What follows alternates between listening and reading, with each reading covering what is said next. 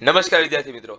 ધોરણ 11 ની અંદર આવનારી જે એકમ કસોટી છે સપ્ટેમ્બર 2024, આ એકમ કસોટીની અંદર કેવા સવાલ પૂછાઈ શકે, કેવા મોસ્ટ આઈએમપી સવાલ છે, કેવા એમસીક્યુ પૂછાઈ શકે અને સાથે સાથે કેવું મોડલ પેપર હોઈ શકે, તો એના માટે થઈને આજે આ લેક્ચર રાખવામાં આવેલો છે, આ વિડીયો બનાવવામાં આવ્યો છે, જેથી તમે ખ્યાલ આવી શકે કે ભાઈ આમાં કયા કયા સવાલ મોસ્ટ આઈએમપી છે.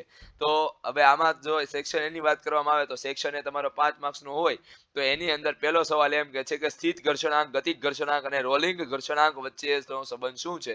તો સૌથી વધારે mu S greater than mu K greater than mu R. જો આને તમારે ડિટેલમાં અભ્યાસ કરવો હોય, તમારે આને સમજવું હોય કે શા માટે આવું થાય છે, તો એના માટે આપણી ચેનલ સ્ટડી માસ્ટર ઉપર તમને આ બધી જ વસ્તુ મળી રહેશે.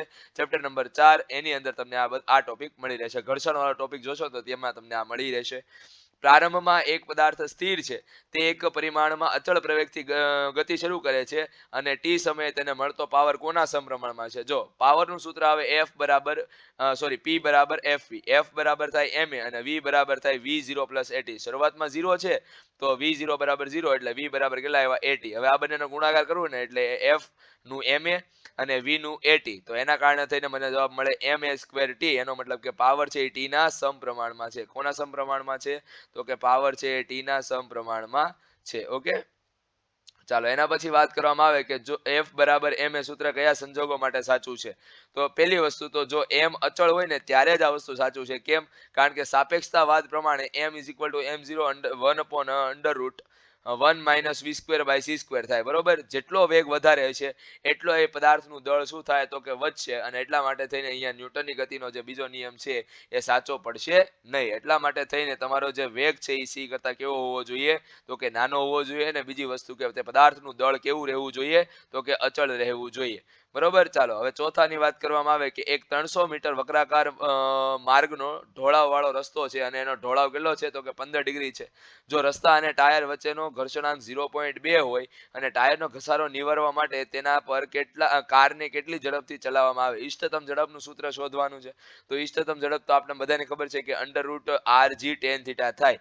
બરોબર, ચાલો આર ની વેલ્યુ કેટલી આપી છે? 300 આપી છે. થીટા ની વેલ્યુ 15 આપી છે. મ્યુ ની વેલ્યુ કેટલી આપી છે? 0.2. તો આનામાં આપણે વેલ્યુ મૂકી દઈએ એટલે આપણને કેટલો જવાબ આવે છે? 28.1 મીટર પર સેકન્ડ જવાબ આવે. બરોબર, ઢોળાવવાળા રસ્તા પર વાહન પાર્ક કરવા માટેની શરત માટેનું કયું સૂત્ર આવશે? તો કે tan θ લેસોર ઇક્વલ ટુ શું આવશે? Mu S. બરોબર, યાંત્રિક ઉર્જા સંરક્ષણ. હવે સેક્શન બી ની અંદર છઠ્ઠો સવાલ છે, યાંત્રિક ઉર્જા સંરક્ષણ. ચેપ્ટર નંબર 5 યાંત્રિક ઉર્જા સંરક્ષણમાં આપણે જોયું હતું કે કાઇનેટિક એનર્જી અને પોટેન્શિયલ એનર્જી એટલે કે ગતિ ઉર્જા અને સ્થિતિ ઉર્જાનો સરવાળો હંમેશા કેવો રહે છે? અચળ રહે છે.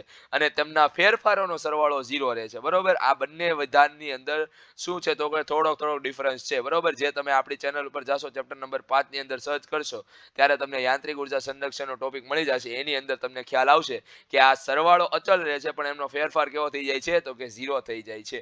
ઓકે, ચાલો હવે આપણે વાત જોઈએ ચેપ્ટર 7મા દાખલાની. તો કે ભાઈ બોક્સ અને ટ્રેનના તળિયા વચ્ચેનો સ્થિત ઘર્ષણાંક 0.15 છે. તો ટ્રેનના તળિયા પર રહેલા બોક્સને સ્થિર રહેવા માટે ટ્રેનનો પ્રવેગ કેટલો હોવો જોઈએ? જો ટ્રેન પરિણામે આ દિશામાં ગતિ કરે છે.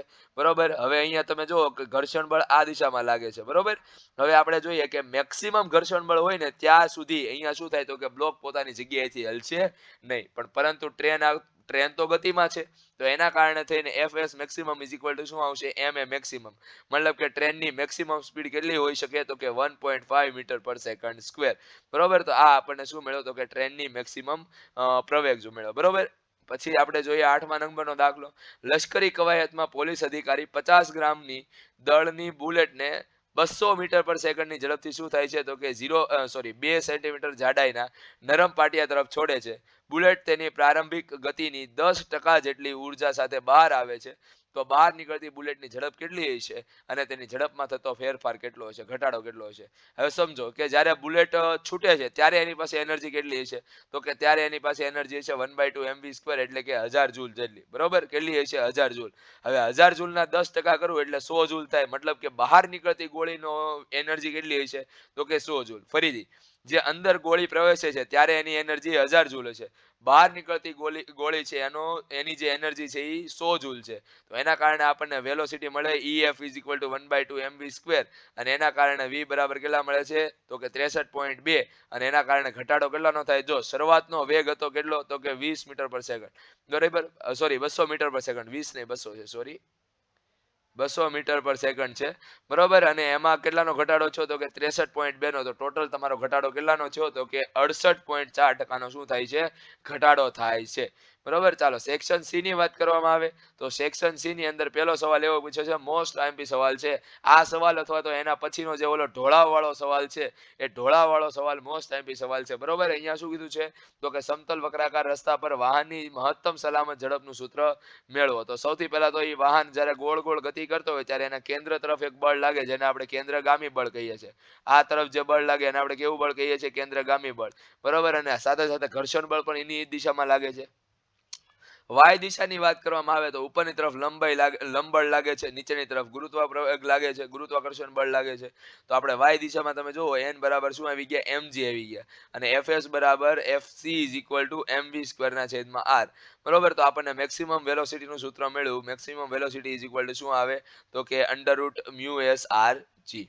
ઓકે, ચાલો આકૃતિમાં દર્શાવ્યા મુજબ 4 કિલોગ્રામ દળનો એક સમક્ષિતિજ સમતલ પર રહેલ છે, બરોબર. આપણને શું કીધું છે? સમતલને સમક્ષિતિજ સાથે ક્રમશઃ ઢળતું કરતા થીટા બરાબર 15 ડિગ્રી આગળ શું કરવાનું છે તો કે દળ ખસવાની શરૂ કરે છે. તો બ્લોક અને સપાટી વચ્ચે સ્થિત ઘર્ષણાંક કેટલો છે? પહેલી વસ્તુ તો અહીંયા કેટલા પ્રકારના બળ લાગે છે એ સમજવું જોઈએ. તો અહીંયા સપાટીને લંબ ઘર્ષણ બળ લાગે છે, રેડી. પૃથ્વીને લંબ ગુરુત્વાકર્ષણ બળ લાગે છે નીચેની તરફ. સપાટીને સમાંતર ઘર્ષણ બળ, જો અહીંયા ઘર્ષણ બળ સપાટીને સમાંતર લાગે છે. તો એના કારણે જો તો આપણે ઘર્ષણ બળના આપણે શું કહેવાય cos θ ના આપણે ભાગ પાડીએ, mg cos θ છે, એક ભાગ mg નો cos θ પડ્યો અને એક ભાગ કયો પડ્યો? sin θ. તો એના કારણે આપણને બે ઇક્વેશન મળ્યા. આ ઇક્વેશન નંબર 2 છે, બરોબર. હવે આ બંને ઇક્વેશન આપણે શું કરી દઈએ? ભાગાકાર કરી દઈએ. તો એના કારણે આપણને tan 15 બરાબર શું મળે છે? μs. tan 15 ની વેલ્યુ મૂકો એટલે ડાયરેક્ટ તમને શું મળશે? μs મળશે. ચાલો એના પછી 11મો સવાલ એમ કે છે કે એક પવન ચક્કીના પાખિયા ફરે ત્યારે એ જેટલા ક્ષેત્રફળનું વર્તુળ આવરી લે છે. જો પવન v વેગથી આ વર્તુળને લંબ રૂપે વહેતો હોય તો t સમયમાં કેટલા દળની હવા તેમાંથી પસાર થઈ જશે?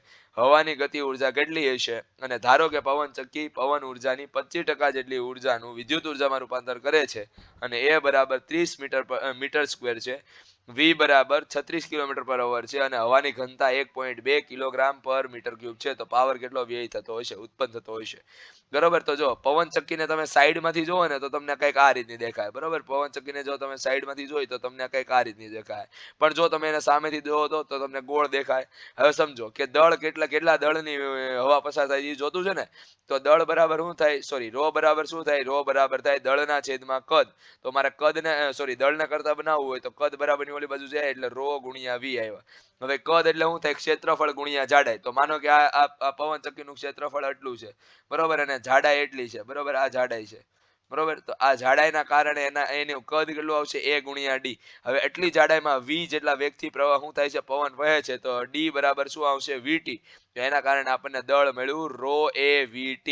હવે એની ગતિ ઉર્જા શોધવાની કીધી હોય તો આપણને ડાયરેક્ટ સૂત્ર આવડે છે 1/2 mv². એમની વેલ્યુ મૂકો ρ(a)vt, અને v નો વર્ગ છે એટલે અહીંયા શું આવી ગયો? v³ આવી ગયો. અને જો પાવરની વાત કરવામાં આવે તો પાવર કેટલો ઉત્પન્ન કરશે? તો કે k/t. t ને બરાબર ની ઓલી બાજુ લઈ જાઓ તો અહીંયા કેટલો જવાબ આવ્યો? તો કે અહીંયા જવાબ આવ્યો 1/2 ρev³, બરોબર. હવે 25% શું કરીએ છીએ તો કે વિદ્યુત ઉર્જા ઉત્પન્ન કરે છે. એનો મતલબ કે કાર્યક્ષમતા એની કેટલી થઈ ગઈ? 0.25%, અને 0.25 થાય, અને કાર્યક્ષમતા બરાબર થાય આઉટપુટ પાવરના છેદમાં ઇનપુટ પાવર. તો ચાલો આઉટપુટ પાવર કેટલો છે એ આપણે શોધવાનો. ઇનપુટ પાવર આપણને કેટલો મળ્યો?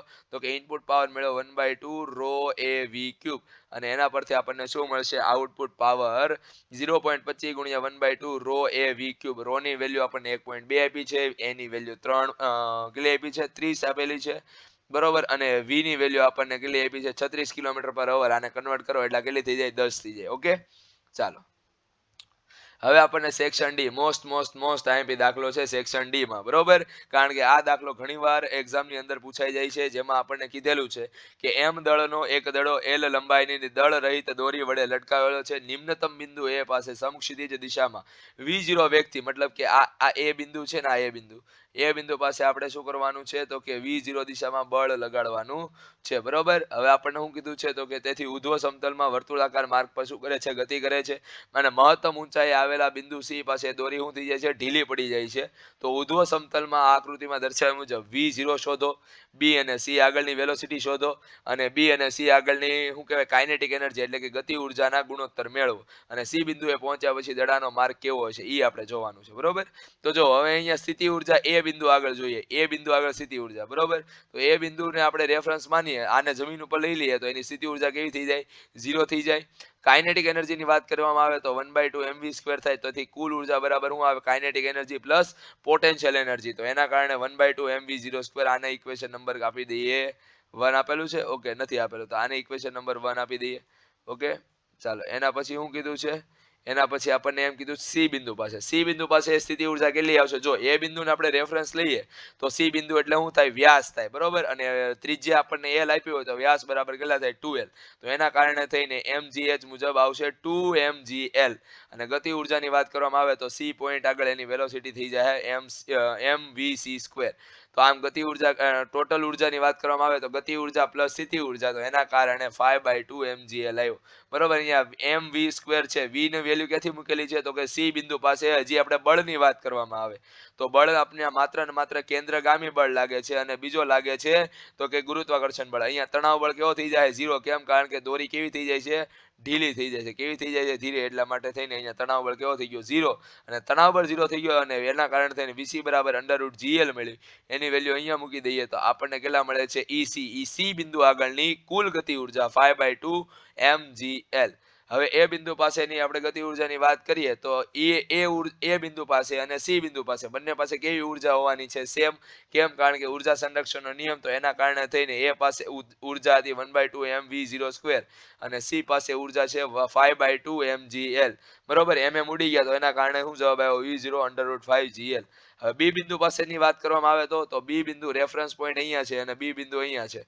આ જે અંતર છે એ કેટલું છે તો કે L છે, બરોબર. તો એના કારણે એની સ્થિતિ ઉર્જા વાત કરવામાં આવે તો mgl જેટલી છે, અને ગતિ ઉર્જા એની પાસે હશે એટલે 1/2 mvb² છે, બરોબર. હવે C બિંદુ પાસે અને B બિંદુ પાસે બંને પાસે કેવી ઉર્જા હશે, સમાન ઉર્જા હશે, અને એટલા માટે થઈને આપણને VB બરાબર શું મળે છે, √3gl. હવે કાઇનેટિક એનર્જીનો જો લસા લેવામાં આવે, ગુસા લેવામાં આવે, મતલબ કે ગુણોત્તર લેવામાં આવે તો KB આપણને શું આપશે, 1/2 mvb². VB નો મતલબ શું થાય તો કે √3gl, એનો વર્ગ કરો એટલે 3gl.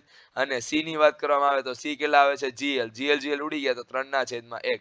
હવે બીજી વસ્તુ કે જો C પાસેની આપણે દડાની માર્ગ જોવાનો હોય તો જો દડો છોડી દઈએ તો એ કેવા માર્ગથી ગતિ કરશે તો કે એ પ્રક્ષિપ્ત ગતિ કરવા મળશે, બરોબર. એ શું કરવા મળશે, પ્રક્ષિપ્ત ગતિ કરવા મળશે, મતલબ કે એ જે તે બિંદુ આગળથી સ્પર્શકની દિશામાં ગતિ કરવા મળશે. અને જો દોરીને ન છોડીએ તો એ શું થઈ જાય છે, ફરી પાછો એ ગોળ ગોળ ગોળ ગતિ કરવા મળે છે.